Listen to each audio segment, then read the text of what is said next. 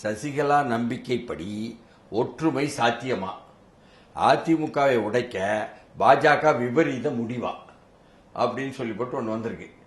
என்னன்னா, நேற்றெல்லாம் எம்ஜிஆருடைய பிறந்த நாளை எல்லோரும் வந்து அப்படியே போய் கொண்டாடி எம்ஜிஆரை தூக்கி பிடிச்சு அதிமுக நிறுவனங்களாங்களா 107வது பிறந்த நாளை கொண்டாடினாங்க எல்லாருமே. இந்த நேரத்துல இன்று காலை டிடி நெக்ஸ்ட்ல drop ego clashes Sasi appeals to OPS EPS என்பதாக ஓபிஎஸ்க்கும் இபிஎஸ்க்கும் சசிகலா அறைகூவல் விடுத்தார். நான் தான் பெரியவன் சொல்லி போட்டு ரெண்டு பேரும் ஈகோ கிளாஷ் எல்லாம் வேண்டாம் விட்டுருங்க என்பது போல சொன்னார் என்று இந்த ஆங்கில ஏடு தலைப்பு சொல்லுது. மற்ற ஆங்கில ஏடு சொல்லுதானே? ஆமா, எல்லா ஆங்கில ஏடுமே இதை எடுத்து போட்டிருக்காங்க. ரொம்ப முக்கியம்னு நினைக்கிறாங்க போல இருக்கு. ஏன்னா அவங்க என்ன சொல்றாங்க அப்படின்னா, இவங்க ரெண்டு பேருக்கு இருக்கிற இந்த ஈகோ, நான் பெரியவனா நீ பெரியவனாங்கிற ஈகோ கிளாஷ்ல கட்சியினுடைய நலனை கொண்டு விட்டுறாங்க.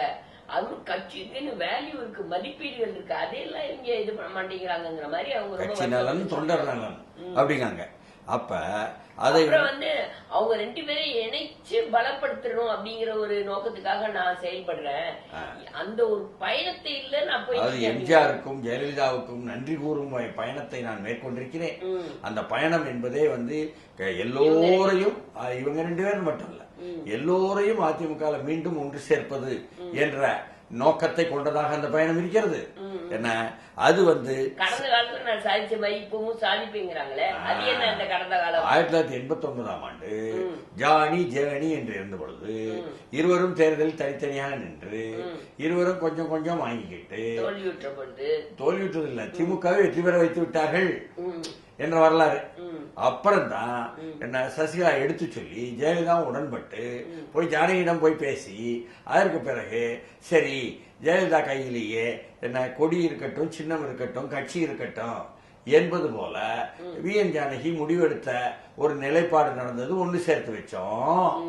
அது மாதிரி இப்ப லோக்சபா தேர்தலுக்கு முன்னாடி, மக்களவை தேர்தலுக்கு முன்னாலே இத முடிக்க நான் திட்டமிட்டிருக்கேன் அப்படின்னு சொல்றாங்க. அவங்க என்ன சொல்றாங்க, இந்த எம்ஜிஆருடைய இந்த 107வது பிறந்த நாள்ல நான் மறுபடியும் இவங்க ரெண்டு பேர்த்தையும் என்ன கேட்டுக்கிறேன்னா, தீய சக்தி திமுகவை தோற்கடிக்க நீங்க இணையணும் அப்படின்னு அவங்க சொல்றாங்க. சொல்லிட்டு இவ்வளவு நம்பிக்கையோட திடீர்னு நேற்று பேசுறாங்களே என்பதான் நேற்று வந்து ஊடகங்களிலும் சரி, மாலையேடுகளிலும் சரி, இன்று காலையேடுகளிலும் சரி, ஆங்கில ஏடுகளிலும் சரி வந்ததை பார்த்து நம்ம நினைக்கும். அப்போ யாரு பின்னணி, இவ்வளவு நம்பிக்கை உங்களுக்கு எங்கே வந்துச்சு என்று மறுபடியும் பாரதிய ஜனதா கட்சியினுடைய அகில இந்திய தலைமை, ஏன்னா மாநில தலைமைக்கெல்லாம் ஒன்னும் தெரிய மாட்டேங்குது, அகில இந்திய தலைமை பக்கம் நம்ம என்னதான் சொல்றாங்கன்னு விசாரணை பண்ணோம். அவங்க என்ன சொல்லிட்டாங்க, எங்க ஓபிஎஸ் டிடிவி இவங்க பின்னால கொஞ்சம் கொஞ்சம் பேர் இருக்காங்கல்ல, அதெல்லாம் வந்து நாங்க பெருசா நம்பல. பாஜக மாறா சசிகலா தான் ஒரு சக்தின்னு சொல்லி நம்புறோம். ஏன்னா ஓபிஎஸ் டிடிவி இவங்க ரெண்டு பேரும் பின்னாடி இருக்கவங்களே சசிகலா அவர்களுடைய ஆசீர்வாதத்துல தான் இருக்கிறாங்க அப்படின்னு நம்புறாங்க. ஏன்னா ஒரே சாதியை மையப்படுத்தி தானே இவங்க, இல்ல பல சாதி சேர்ந்த முக்குலத்தோர் வைங்க, அதான் அந்த முக்குலத்தோர் மையப்படுத்தி இவங்களுடைய இது ஓட் பேங்க் இருக்கிறதுனால இவங்களுடைய ஆசீர்வாதத்துல தான் இருக்கிறாங்க. அது மட்டும் இல்லாம இவங்க அம்மாவுக்கு துணையாக இருந்ததுனால இன்னும் இவங்களுக்கு ஸ்ட்ரென்த் இருக்கு அப்படிங்கறத சரி. அப்ப பாஜக என்ன செய்ய போகுதுன்னா, மோடியை நேரடியாக வற்புறுத்தல் என்ற அளவுக்கு விஷயம் போய்கிட்டு இருக்கு.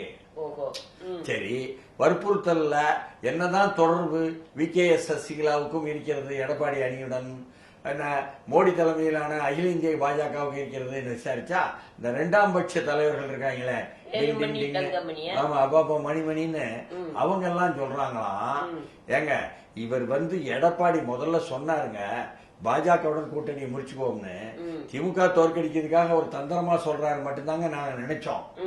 ஆனா இப்ப அவர் ரொம்ப சீரியஸா பேச ஆரம்பிக்கிறாரு என்பது போல சொல்லி எங்களுக்கு பிரச்சனையா முடியும் நினைக்கிறாங்களா தெரியல. அதனால நாங்க வேற முடிவெடுப்போம் அப்படிங்கிற அளவுக்கு சொல்றாங்களா என்று பாஜக அகில இந்திய தலைமைக்கு சம்பந்தப்பட்டவர்கள் நமக்கு சொல்றாங்க.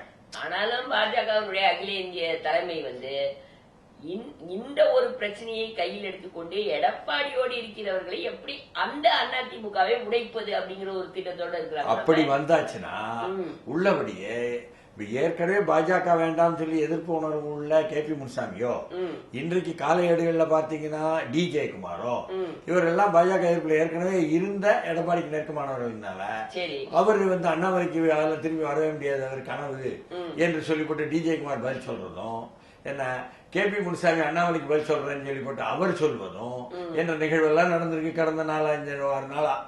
அப்போ அவர்கள் 2 பேரும் தான் அண்ணாமலையை காரணமாக்கி பாஜக எதிர்ப்பை தூண்டுவது, அகில இந்திய பாஜக மோடி அமித்ஷா பற்றி பேசாமல் இருப்பது.